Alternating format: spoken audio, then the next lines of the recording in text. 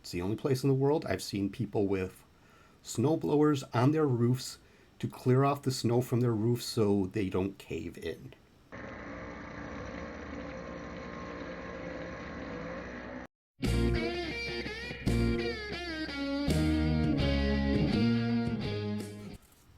Welcome to An Engineer Reacts, the weirdly complex science of snow removal. This also lands in my subject matter expert for a different reason. I did my undergraduate at MTU, Michigan Technological University, and fun fact, it's the university that receives the most snow in the US. They average 220 inches of snow a year. I'll put up here the years I was there. I looked it up. We had one year when I was there, they had over 300 inches of snow. It's the only place in the world I've seen people with snow blowers on their roofs to clear off the snow from their roofs so they don't cave in.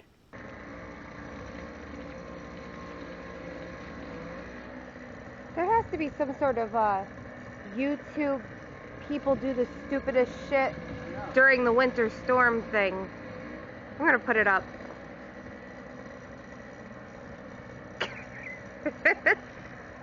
This is a half as interesting video there. Sam at Wendover has his other channel where he does shorter videos that are, as he calls them, half as interesting. They're always funny and somewhat informative, so let's get going. Have you ever noticed that your town sucks at snow removal? Now, some of you are probably thinking to yourself, whoa, wait a minute, this guy doesn't know where I live. How did he manage to make that spot on observation? On the other hand, others of you are thinking, actually, it doesn't snow at all where I live, and to you I say a very sincere shut up, this video isn't about you. Anyways, the reason I nail this observation for some of you is that, spoiler alert, pretty much everywhere sucks at snow removal. Or, put another way, snow removal is actually a lot harder than it seems. Let's start with the basics, because even those aren't as basic as you might imagine. The most popular vehicle for plowing snow, the snowplow, is the backbone of most cities' operations, whether you're strolling through New York City or Vail, Colorado. Generally, they're assigned specific routes, beginning with the most crucial roadways that connect to hospitals, emergency services, and schools, and plow back and forth until they're devoid of snow, because most snowplows don't reach the blacktop on first pass to prevent the scooper from colliding with any debris or potholes, which could damage the plow. And they always move snow to the right side of the road at this angle, unless you're in a few of those fictional non-America places, so they don't block intersections, and disperse the snow to the right shoulder, which ensures that drivers know where the road ends in whiteout conditions, and make sure that huge snowdrifts don't pile up. But they can only travel between 25 to 35 miles per hour or 40 to 55 kilometers per hour. Increasing snowplow speeds beyond these limits doesn't actually increase the rate at which snow is removed. It only increases the rate at which pedestrians' lives are removed. And while this setup might seem dumb or not very rock and roll to the untrained eye, it's actually the best solution to snow route planning engineered over decades. Specifically, this slow and steady method ensures that the most important routes to drivers in a storm are the safest first, which is why all those news anchors tell you not to go outside in a blizzard unless it's absolutely necessary.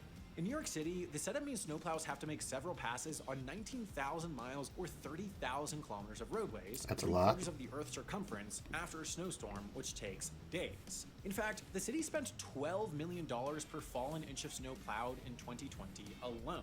In mountain towns like Vail, Colorado, snowplows also have to consider the added challenge of elevation. Vail Pass, one of the Interstate 70's hairiest stretches, boasts a 3.8% grade, which means that these slow plows, which is the mean nickname I just came up for the snow plows, have to count kilometers of roadways, 3/4 of the Earth's circumference, after a snowstorm, which... So, fun fact, if you get too much snow, that you can't just keep pushing it to the side, otherwise it'll build up to a level where you can't continually plow the road.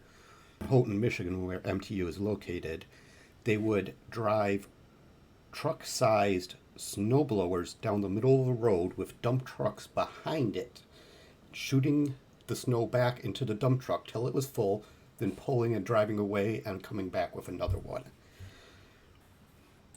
Takes days. In fact, the city spent $12 million per fallen inch of snow plowed in 2020 alone. In mountain towns like Vail, Colorado, snowplows also have to consider the added challenge of elevation. Vail Pass, one of the Interstate 70's hairiest stretches, boasts a 3.8% grade, which means that these slow plows, which is the mean nickname I just came up for the snow plows, have to go even slower.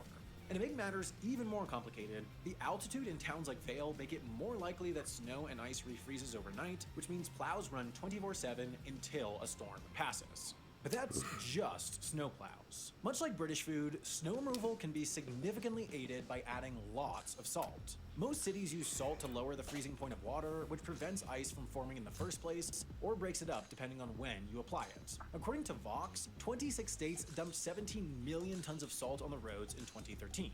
For scale, 17 million tons of salt is roughly the sodium content of 1.5 servings of Guy Fieri's trash can nachos. To make a roadway drivable, multiple trucks worth of salt have to be applied. But as Guy Fieri's trash can nachos teach us, too much salt has drawbacks. Using insane amounts of salt corrodes cars and bridges, and when massive quantities of salt enter the ecosystem, they can kill off a lot of living things and get into our water supply. Yep. Plus, our salt supply is running out, which means both large cities and remote mountain towns won't be able to depend on their tried and true icebreaker for much longer. To lower the labor and resource costs of snow removal in their pedestrian villages, Vail, Colorado actually invested in heated streets for Vail Village and Lion's Head, which actually works out as better for the environment, and tried applying beet juice to the other roads, which isn't as effective but is biodegradable and has the added benefit of making it look like someone bled all over the snow.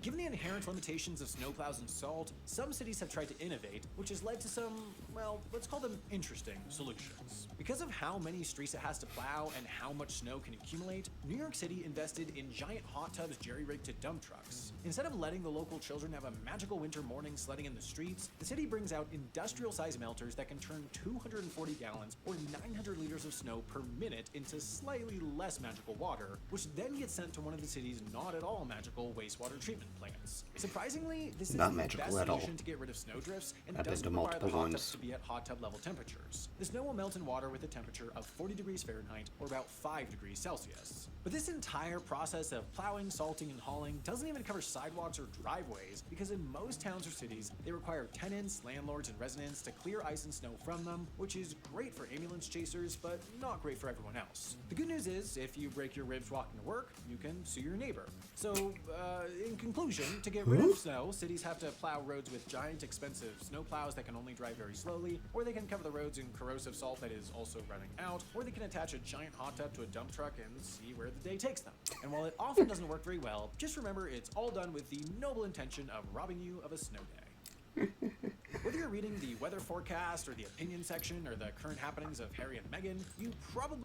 Okay, that was quite funny.